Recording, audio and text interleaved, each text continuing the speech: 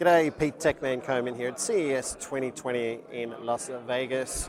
I'm in Eureka Park and I've come across this scooter dock.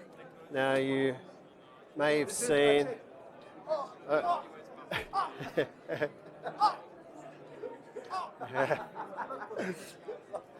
So obviously scooters are quite popular in a number of cities around the world. A lot of manufacturers have them everywhere, and one of the biggest problems is at the end of the day, someone needs to collect them and charge them and take them back to a certain location around that city and leave it and have it ready for the next person to use. Well, these guys at Green Riders have come up with a docking system for scooters, a lot like the bicycle docking systems that you see around in various cities.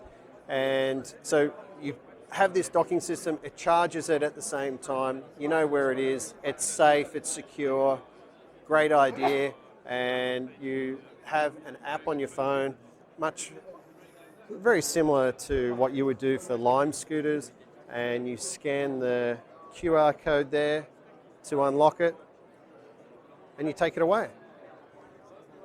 Another fantastic idea, another startup, it's available now.